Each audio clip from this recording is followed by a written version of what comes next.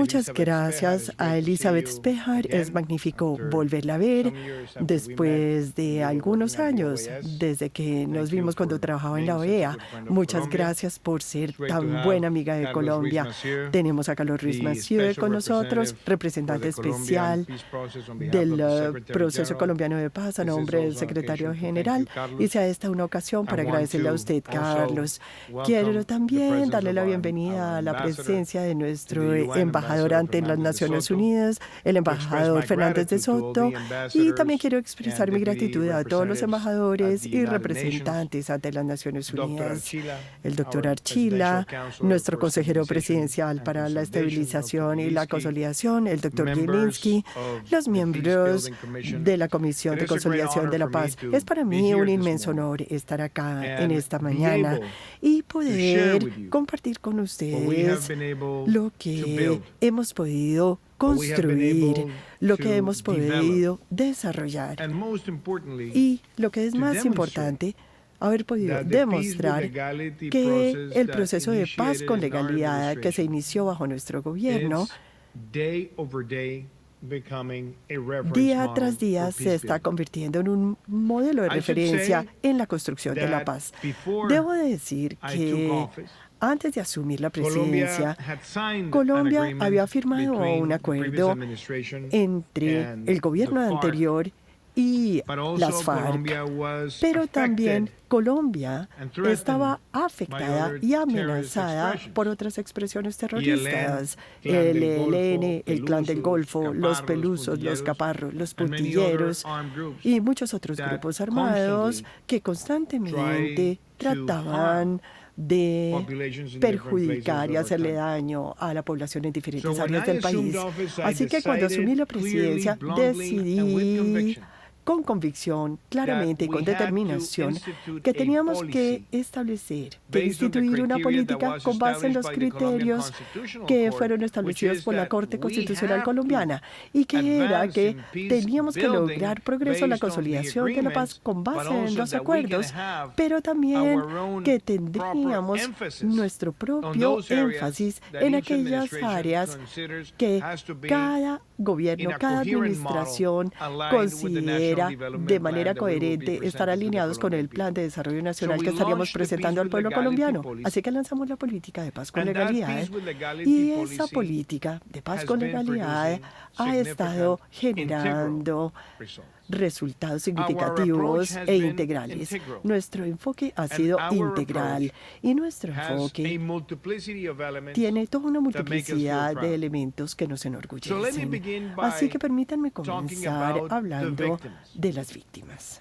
Las víctimas tienen que ser los jugadores más importantes en la consolidación de la paz en un país como el nuestro.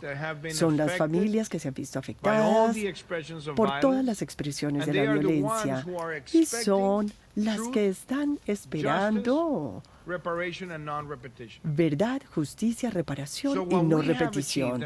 Así que lo que hemos logrado, y esto lo voy a decir en referencia a los elementos más importantes, es primero que todo que hemos podido ampliar o extender por otro decenio la legislación llamada la legislación 1448 o ley 1448 para poder continuar siendo un modelo de referencia en cuanto a reparación colectiva e individual. Simplemente para darles una idea, pasamos de 3 mecanismos de reparación colectiva a 15. Y hemos podido reparar casi 500,000 colombianos, haciendo de nuestro gobierno un hito en términos de todos los porcentajes de reparación que se han hecho en un país como Colombia. Pero fue nuestro gobierno también el que reguló el proceso con miras a tener elecciones populares, en 16 miembros de la comunidad de víctimas estarán representándolas en el Parlamento colombiano a partir del próximo 20 de julio, la primera sesión del Congreso. Ellos serán la voz y el voto de aquellos que se han visto afectados por la violencia, brutalizados por ella durante muchas décadas y estarán participando activamente en la consolidación de la política pública. Pero lo que también es muy importante decir es que el proceso de restitución de tierras ha llegado también a puntos récord, sin precedentes en la historia reciente de Colombia, y hemos podido movilizar la restitución de la máxima cantidad de hectáreas restituidas en Colombia en el último decenio. Así que las víctimas son una parte sustancial de la implementación de la política de paz con legalidad. La segunda política a la que me referirá son los planes de desarrollo con enfoque regional. Una de cada 17 municipalidades se consideraban aquellos en donde teníamos que imprimir las más amplias acciones de políticas. Esas 117 municipios tenían casi 6 millones de personas viviendo en ellos y 2 millones de ellas se consideran víctimas. Pero lo que hicimos fue que heredamos, después de 20 meses de implementación, solamente 2 planes de desarrollo con enfoque regional o territorial. Así que fuimos a esas comunidades, logramos su compromiso y pasamos de 2 a 16, que es el número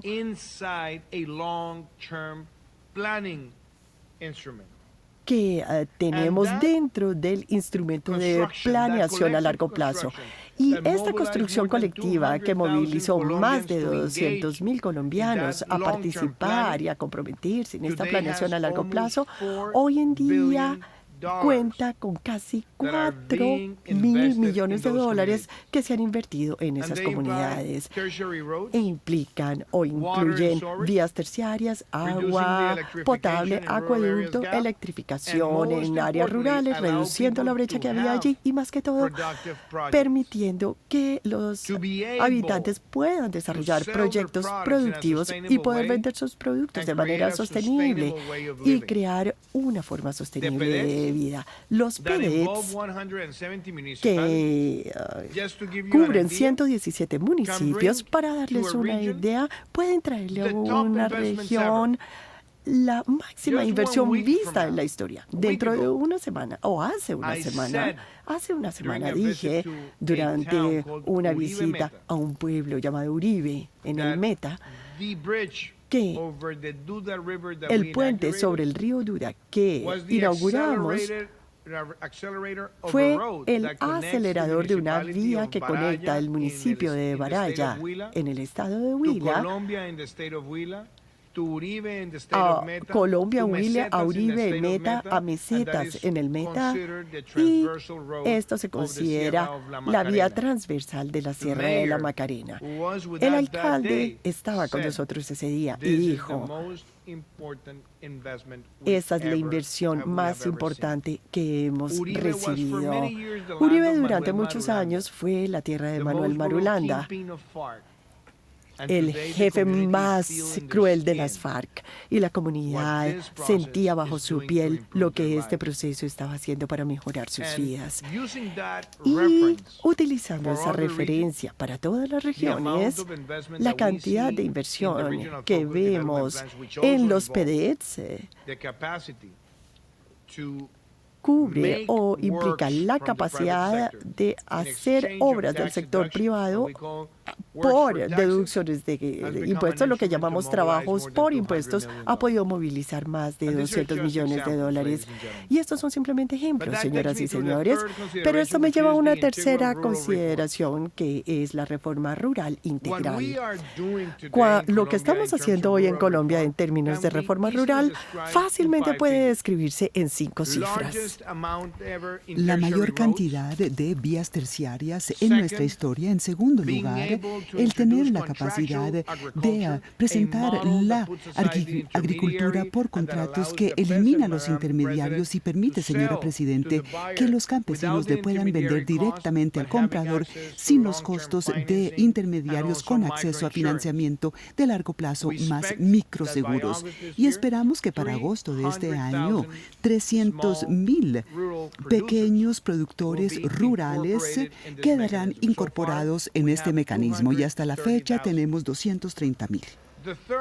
El tercer elemento tiene que ver con la electrificación rural. Cuando yo asumí la presidencia, aproximadamente 1 millón de colombianos no tenían la posibilidad de vivir con electricidad en sus hogares. Es como si estuviesen viviendo a la sombra o en la época medieval.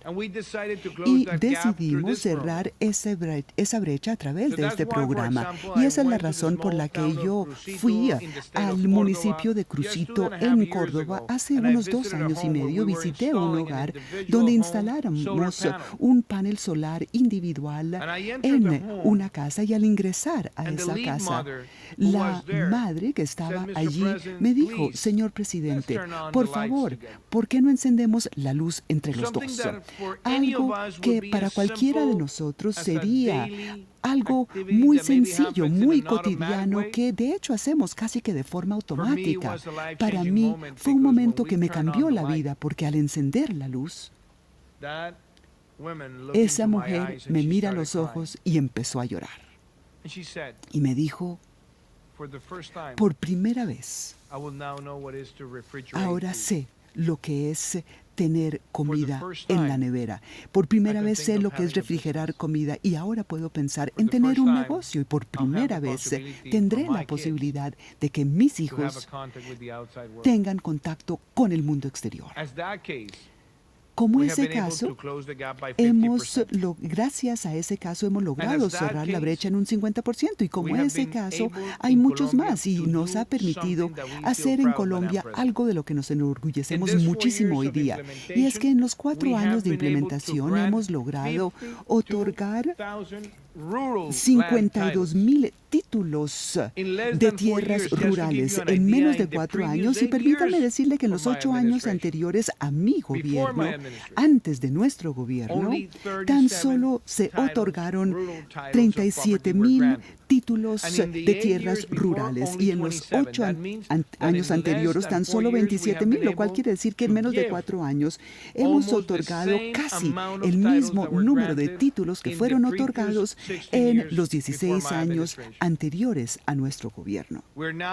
En este momento estamos ampliando el crédito rural. En este momento también estamos ampliando en el campo colombiano la mayor inversión en el cubrimiento educativo. Y sí, todavía hay muchos retos, y sí, todavía hay muchas cosas que debemos enfrentar, pero hemos logrado alcanzar estas metas en medio de una pandemia que no nos impidió aplicar estas políticas. Y eso me lleva a otra cosa, a algo que para nosotros es importantísimo, y es la reincorporación. Mi predecesor, quien firmó el acuerdo de paz, visitó una de las áreas de concentración de las personas que se encontraban en proceso de reincorporación. Y eso sucedió durante los primeros 20 meses de la implementación del acuerdo de paz. Yo no estoy juzgando, porque cada presidente le puede dar énfasis a las políticas de su preferencia, pero yo he visitado 7, y Carlos Ruiz Massieu me ha acompañado a visitar 6. Y cuando vamos a estas zonas, y no vamos a pronunciar discursos únicamente, ni a hacer una demostración de política, nosotros interactuamos con las personas y sostenemos un diálogo. He visitado sus hogares, he escuchado sus expectativas, y lo que más nos enorgullece es que hasta la fecha tenemos más de 8,600 excombatientes combatientes que ahora tienen proyectos productivos, sean de naturaleza individual o colectiva. Y también hemos visto que se está dando una transformación cuando nosotros decimos que vas a ir más allá de lo que está previsto en los acuerdos y les vamos a dar acceso a la vivienda para que en este momento sientan que son dueños de una vivienda y que no dependen de un comandante y que ellos son los dueños del curso de sus vidas. El 85% de estas personas que están en el proceso de reincorporación hoy día tienen acceso a la seguridad social y sí, la razón por la que le hemos dado tanto énfasis a la reincorporación es porque en mi humilde opinión, si la reincorporación no sale bien, pues nada más saldrá bien, porque todo lo que queremos que quienes estaban en el camino equivocado, tratando de utilizar las armas para presionar la democracia, ahora creen que ese camino no solamente era negativo, sino que fue una decisión errada en la historia y ahora sienten y están viviendo esta oportunidad del acceso. Y eso me lleva a dos elementos que deseo resaltar en este momento. Primero, el género y segundo, el componente ético.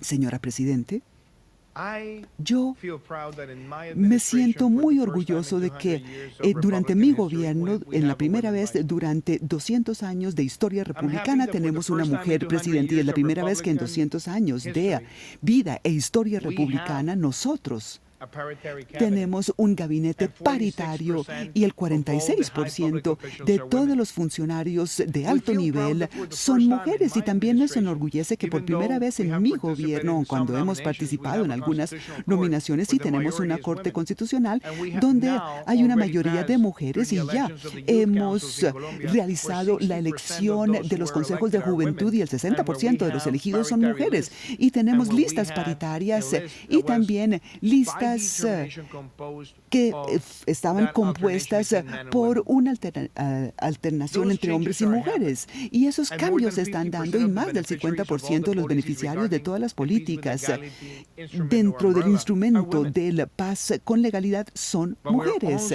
Y también nos complace sobremanera que cuando hablamos con la comunidad afrodescendiente y cuando tenemos que hablar con las comunidades indígenas, también se han dado unas transformaciones muy importantes con o sin el acuerdo y que también forma parte del Plan Nacional de Desarrollo. Y permítanme resaltar tres cosas que considero sumamente importantes.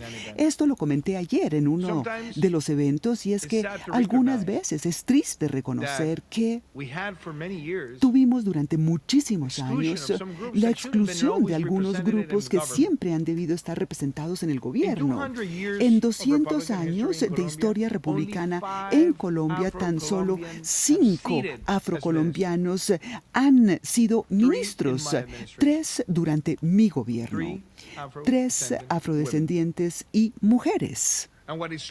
Y lo que es igualmente importante es que nosotros le hemos otorgado a esas comunidades no solo la posibilidad de mejorar su forma de vida, sino de participar activamente en la participación, en la generación de política pública, y por eso es que se hizo la mayor inversión en vías terciarias, agricultura, tecnologías, universidad gratuita para los más vulnerables y la clase media emergente, y todo eso ha sucedido en nuestro gobierno. Y estos son grandes logros sociales en Colombia. Y por el lado ético y étnico y las comunidades indígenas hemos registrado el mayor presupuesto del Plan Nacional de Desarrollo con la trazabilidad de la asignación paritaria para las comunidades indígenas, y también le hemos otorgado a las comunidades indígenas la posibilidad de contratar directamente del Estado cuando se trata de implementar proyectos de infraestructura en sus zonas de influencia, respetando su cosmovisión. Y de hecho fue en diciembre, señores embajadores, que sancionamos la Ley de Acción Climática que fue aprobada de manera unánime por el Congreso de Colombia en el municipio de Namuzimaque, en la Sierra Nevada del Magdalena, con las comunidades aborígenes y, como ellos se llaman a sí mismos, con nuestros hermanos mayores, que son los protectores de la madre naturaleza y en este momento pueden participar en muchos elementos contractuales benéficos para sus comunidades, respetando sus cosmovisiones de manera directa, sin intermediarios, y ese es otro instrumento para la consolidación de la paz. Y quisiera hablar en este momento del componente de verdad, justicia, reparación y no repetición. También haciendo referencia a los retos. Y yo no he venido aquí a hablar únicamente de las cosas que han salido bien. No, yo tengo que hablar de los retos también. Y voy a concluir diciendo lo siguiente: la verdad, la justicia.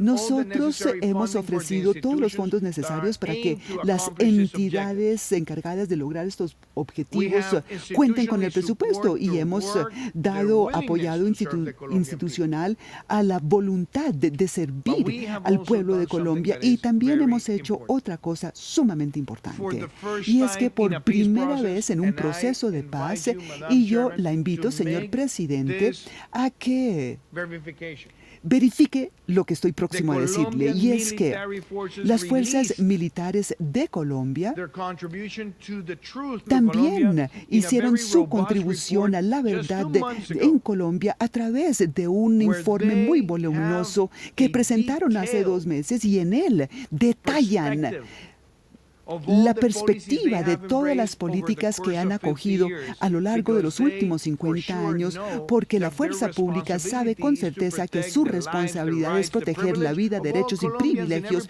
de todos los colombianos en todo el territorio nacional, y hacerlo con un claro apego a la ley, donde siempre existirá una política de cero tolerancia por aquellas personas que de manera individual no siguen la legislación ni los principios del derecho internacional humanitario, o simplemente los principios de derechos humanos que guían a la comunidad internacional.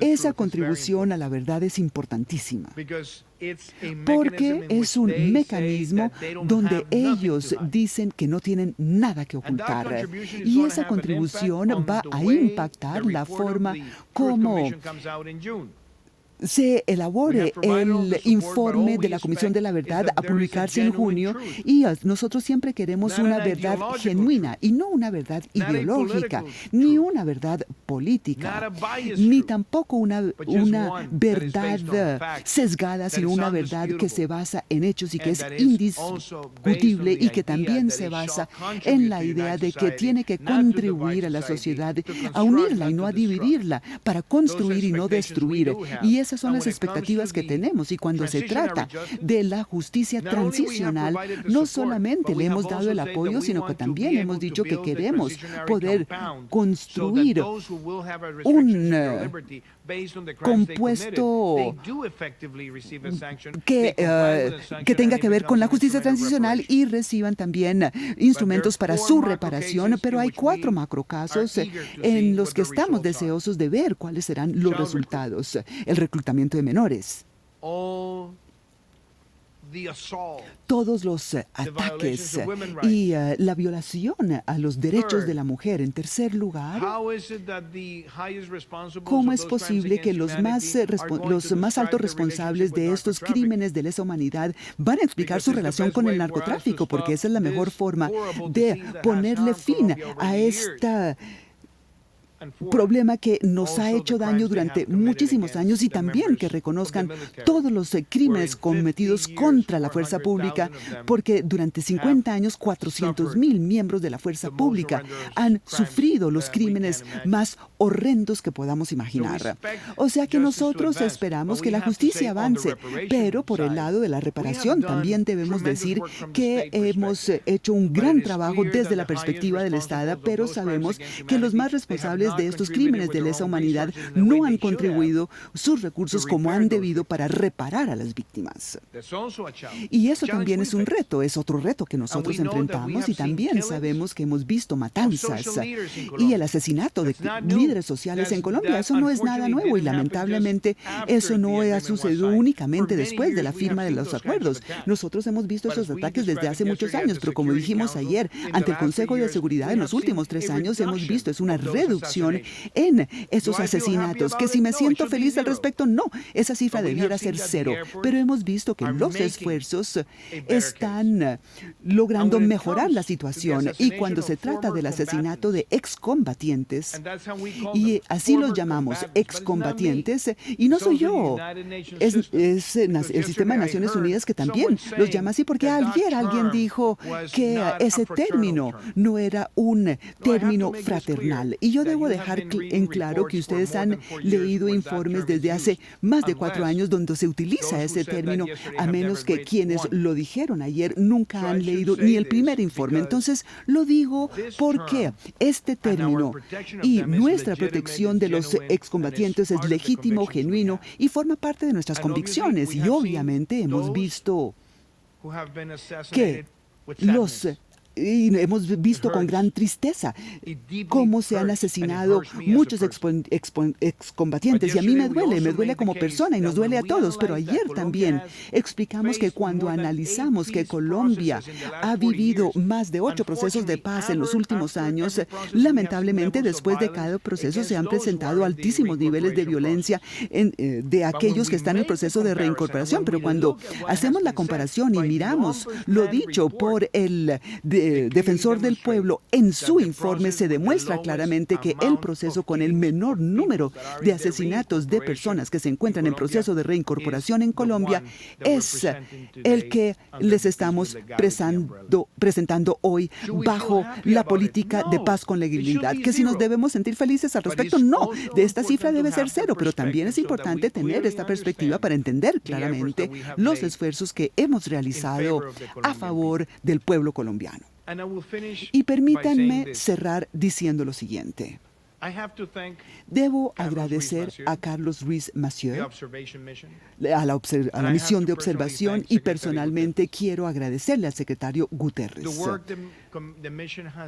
porque el trabajo realizado por la misión ha sido extraordinario. Es un trabajo independiente y sí, tenemos diferencias, pero sobre todo tenemos coincidencias, porque esta misión fue solicitada por el gobierno de Colombia desde el primer día de mi administración. Yo le solicité al secretario general que conservara la misión a lo largo de nuestro gobierno y lo he hecho. Y hoy les solicito que la misión siga en Colombia hasta que hayan terminado los 12 años de la implementación, que es lo que está previsto en el acuerdo. Pero debo decir además que la visita que recibimos del secretario Guterres el año pasado fue increíble, porque demuestra que la paz en Colombia no es política, no es ideológica y tampoco debe ser utilizada como un instrumento politiquero. Y por eso es que cuando me posesioné, la mitad de mi gabinete había votado por el sí, la otra mitad por el sí. Se reunieron y juntos definimos la política que ha sido implementada durante nuestro gobierno bajo la dirección del doctor Archila, y esto demuestra nuestra verdadera convicción. Y sí, el otro elemento que deseo resaltar es que si uno puede echarle una pizquita de azúcar y otra de sal para dejar de lado ciertas cosas, para poder ver en general qué es lo que Colombia ha logrado en los últimos 6 años, incluir, demostrar que este país que ha sufrido tanto por la violencia ha logrado estructurar un concepto de consolidación de la paz. Yo tuve el privilegio de dirigirme a esta comisión hace 3 años y tuve el privilegio también de recibir a la mayoría de ustedes en Colombia en una sesión en la ciudad de Cartagena. Invitamos al Consejo de Seguridad de Naciones Unidas y luego tuvimos la visita del secretario Guterres el año pasado, y creo que todas estas visitas son hitos de nuestro esfuerzo de ser transparentes y poder escrutar las políticas que hemos aplicado. Y por último, y no por ello menos importante, estoy ante ustedes en esta comisión a 4 meses de terminar mi gobierno. Estuve ayer con el Consejo de Seguridad y fue por solicitud propia. ¿Y por qué? Lo hice porque estoy convencido que tenemos que tener la capacidad de mostrar lo que hemos hecho juntos. Y no nos miren como si ustedes estuviesen auditando el proceso de paz colombiano. No, sientan que ustedes forman parte del proceso de paz colombiano y sientan que todo lo que se haga correctamente se puede convertir en un referente, en un modelo para el resto del mundo. Y eso es otra contribución que ustedes pueden hacer para que mejoren otros procesos. Pero en resumen, señores embajadores, y me disculpo, señora Presidente, por haberme tomado tanto tiempo, pero yo francamente creo que la Comisión de Consolidación de la Paz es uno de los instrumentos más importantes para utilizar el modelo que se ha impuesto en Colombia para que éste sea aplicado en otros lugares, teniendo presente las cosas que se hicieron bien y las cosas por mejorar. Y una de las cosas que más me gusta de esta comisión es que nadie viene aquí a sentar cátedra. No, aquí venimos es a compartir experiencias exitosas y otras no tan exitosas. Pero venimos aquí con la idea de que esta institución que fue creada desde los albores como un instrumento multilateral para evitar la violencia y la guerra. Y yo sé que todavía tenemos muchos retos que enfrentar en Colombia, pero lo que hemos construido hasta la fecha es una demostración de que el sistema de Naciones Unidas realmente puede marcar una diferencia a favor de un país.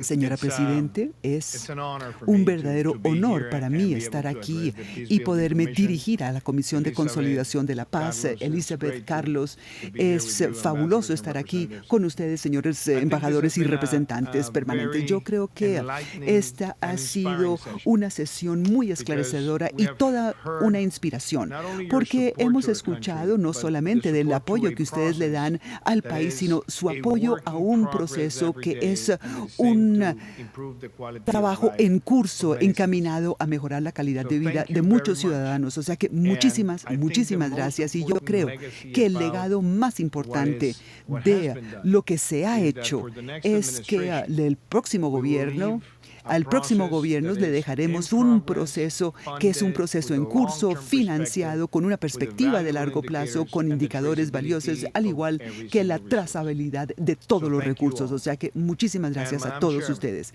Señora Presidente, estar aquí presente como jefe de Estado ante la Comisión de Consolidación de la Paz me permite decir lo que estoy a punto de decir desde lo más profundo de mi corazón. Los momentos que estamos viviendo en la comunidad internacional no son fáciles. Lo que está sucediendo en Ucrania es un genocidio brutal. Ver cómo los hospitales de maternidad están siendo bombardeados, la gente está siendo matada de forma indiscriminada, vemos la destrucción de un país, vemos cómo su soberanía ha sido violada y cómo la integridad del territorio está baja amenaza. Exige que todos alcemos nuestra voz fuerte y claro, que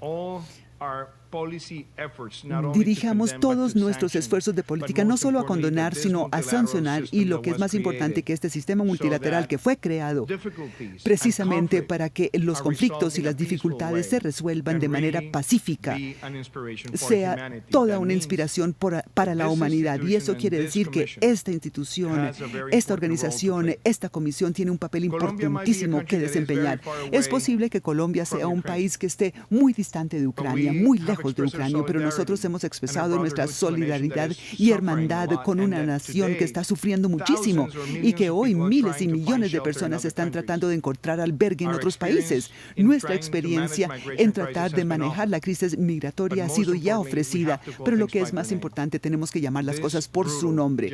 Este genocidio brutal tiene que llegar a su fin ya, ahora, y esto es el reto más importante en el multilateralismo reciente, que requiere del multilateralismo la respuesta más fuerte en nuestra historia reciente. Muchísimas gracias.